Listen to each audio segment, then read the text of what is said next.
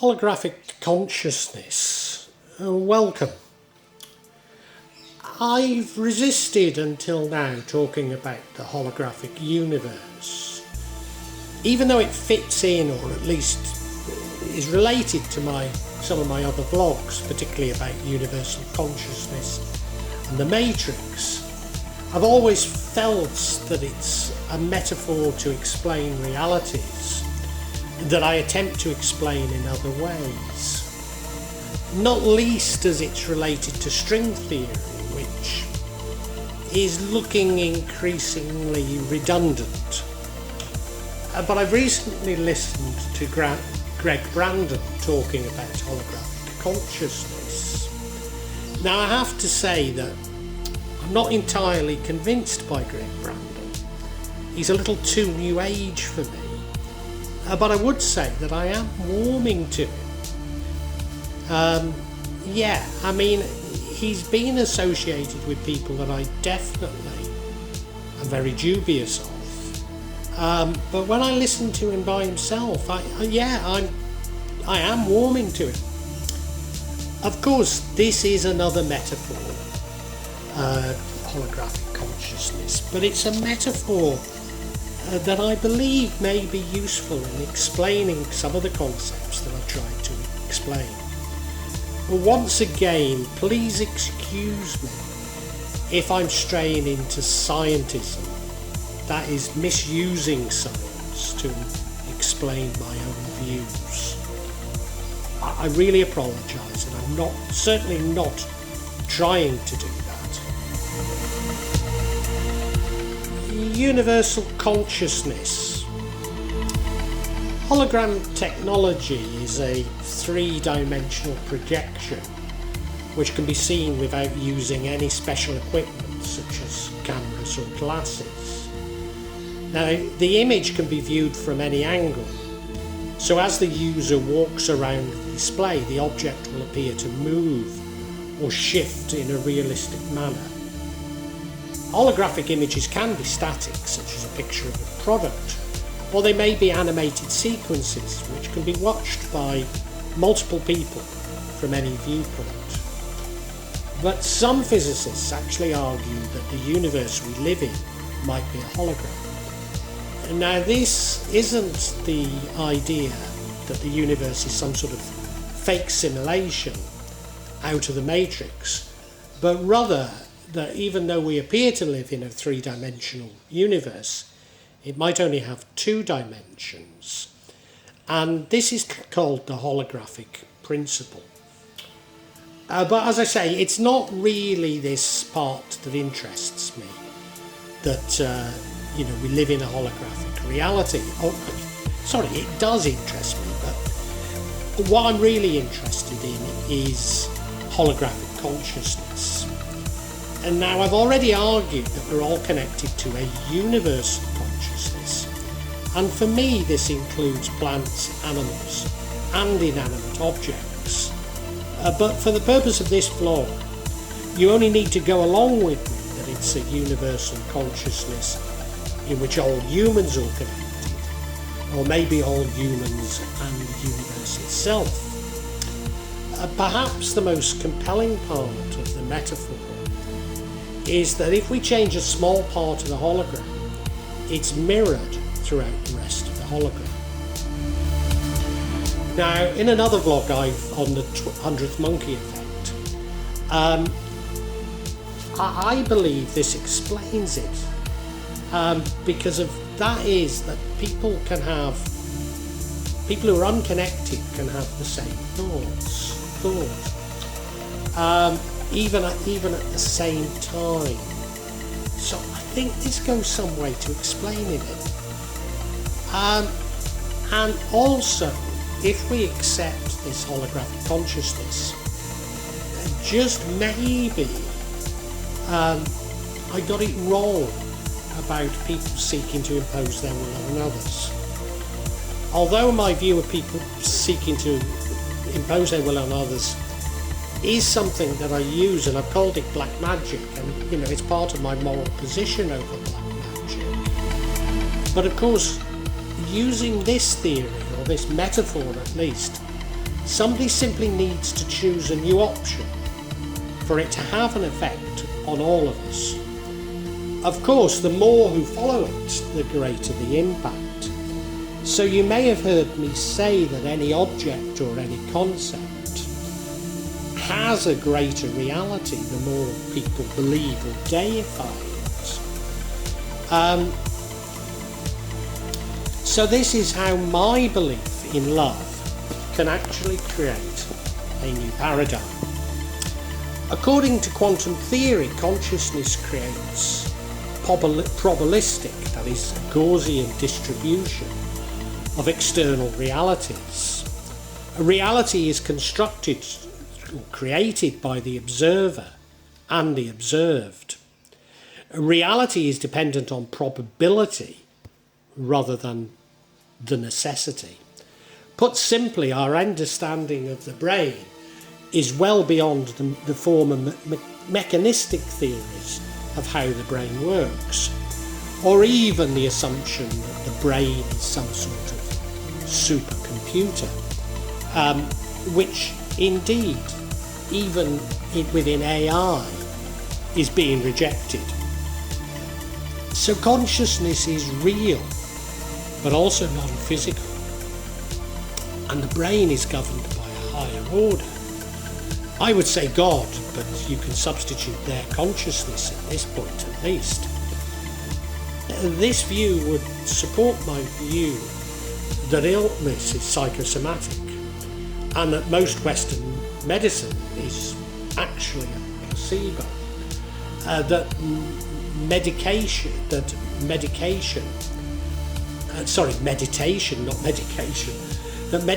and care or heal us, rather than expensive procedures and medication. Of course, this is subject to the probability or possibility wave.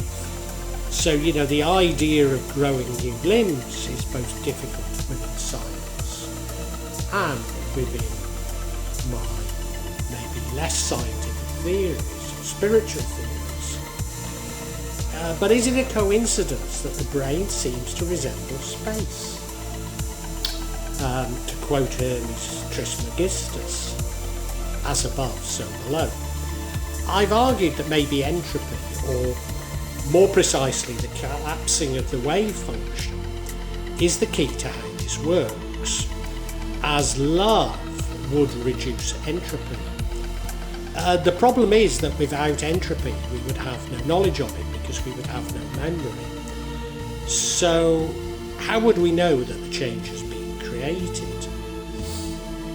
And maybe there's a part of the answer in my belief that time is a human constraint. And therefore the whole argument, if there is no time, then there is no real memory. So the whole thing becomes much more complicated. The hologram and information storage. The other interesting part of the metaphor is that the hologram is a crystalline matrix structure and is therefore used for data storage, such as Blu-ray. But this fits in with my discussion of magical squares in the Son of Gnosis, Ahmad Al-Bouni vlog, that the magical squares are really a 2D matrix. And of course, since making this vlog, I've realised the same would be true of mandalas. Essentially, these crystals store our reality, and from them we can unlock the mysteries of the world. And below me down, I've realised that one of my great heroes, William Blake, in the Auguries of Innocence, and this is a quote I love, I use it regularly, but says to see the world in a grain of sand, and heaven in a wild flower, hold infinity in the palm of your hand, and eternity in an hour. Isn't that wonderful? Isn't it And maybe the fact that the hologram stores information provides the key to my dilemma about love reducing entropy, but we have no memory. Because of course this memory as such could be stored in the hologram, or certainly stored in a multi-dimensional matrix structure. This is related to the black hole information loss problem.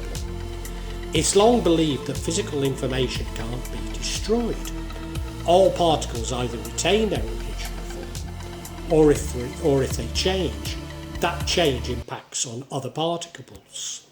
So the first set of particles' original state could be inferred at the end. If a black hole disappears, then the information present in any object may have been sucked into it, seemingly disappears too.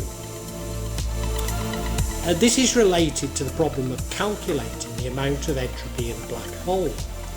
That is, the amount of disorder and randomness amongst its particles. In the 1970s, Jacob Bernstein calculated that entropy is capped, and that this cap is proportional to the two-dimensional area of a black hole's event horizon. Some physicists believe that the holographic principle predicts there's a limit to how much information space-time can contain, because our seemingly three-dimensional space-time is encoded by limited amounts of two-dimensional information. It's also related to how we see small elements of higher dimensions as our brain is limited. And maybe due to limiting processing power of the brain. But as I believe, and this isn't unique, it comes from Aldous Huxley, or at least the first bit, as I believe the brain is a limiting valve, which is made taut through education. Now I know that's a difficult concept to grasp, but to understand it, think of how we're only able to see the visual spectrum of light, and then expand this to consciousness. Not just what we see, but our very thoughts are limited. Perhaps the most interesting observation is that when parts of the brain are surgically removed, they show that memory remains intact. If only one small portion of the brain remains intact. Now this could support my view of universal consciousness, and indeed it could well be holographic, I have to concede.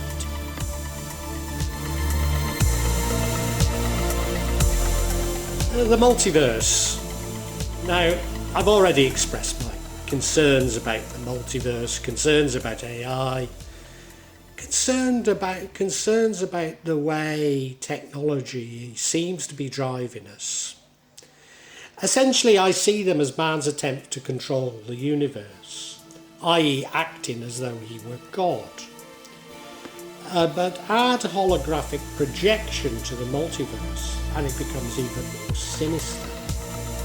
Not least as small changes can have a massive impact on human consciousness. Or should I say, universal consciousness. And now, I want to be clear here, and I should have stated this in other vlogs. I'm not against technology and science per se, only the assumptions driving them and the lack of democratic control there appears to be of their application.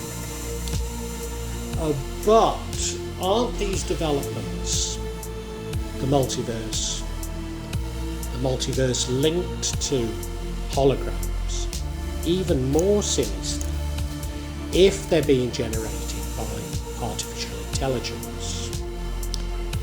And nevertheless, let me state, I do believe that we can, through love, move to a higher consciousness beyond this holographic illusion.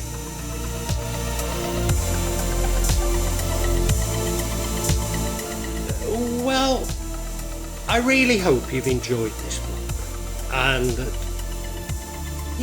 not only got something out of it but provoked thoughts. I'm not here to push my beliefs, my thoughts on you, only to open up your own thinking, get you thinking about the world. When I started The Real Magic of Java, I believed that I'd only release them every month or maybe every 2 months. But now I find myself adding to this subsection once or twice a week. But please subscribe and hit the bell to get notifications for when I add new parts to this subsection. In part, the reason why I'm doing it more often is that the concept has moved from filming rituals and events that took place in Java to me also describing my beliefs and philosophy. And that does come in response to people expressing an interest in it. But of course, me actually seeing rituals and events really doesn't happen so often. What I would say to you is that there's no attempt at subterfuge on my behalf. And when I do experience rituals, I will include them for you to see. And as I say, there's no way I'm trying to mislead you. And if I believe there is subterfuge, if I uncover it, I will point it out to you. I'm trying to be as honest as I can be. Now, please make comments, please ask questions, and I'll try to be as honest and open with you as I can be. Of course, there will be some of you who disagree with me, particularly when I talk in terms of my own beliefs, my own feelings. And you're welcome to alternative feelings, and we can agree to disagree. Sometimes I find that people on YouTube can be unnecessarily attacking and aggressive, and at times I don't restrain myself enough, and I apologise, but it's not my intention to put anybody down, I know what I talk about can be emotive, and it can be challenging to your beliefs. But I'd love to enter an open discussion, a heartfelt discussion. But unfortunately, I often come across things that are, especially when people quote the scriptures to me, I've just no idea where it takes us. Because I'm speaking from the heart, sorry, if you want to quote the scriptures, do so, but it doesn't have much impact. I personally have no desire to impose my feelings on you, and I suppose when people try to do it to me, it washes off. All I'm trying to do is I'm trying to share my feelings with you, and I'd love an open discussion on feelings. I really would love it. I'm sorry if I don't always react as best I should. I try and cure this in myself, but I think this is part of the sort of narcissism of social media that I talk about so much in this subsection. So look, if you've enjoyed it, I really urge you to listen to other sections on this channel, particularly the 4 audio books that I've uploaded onto this channel. Yes, they are in a novel format, they are novels, but they go into much greater depth than my thoughts and feelings. Now, what I would say to you is these are sequential, so my thoughts and feelings develop as we go through each chapter and each book. So it does begin with 1.1, the Chinese cemetery. But hey, it's up to you. Feel free to dip in as you wish, as you want. And really heartfelt thanks for listening to this. And I really want to say a great big thank you, and God bless you.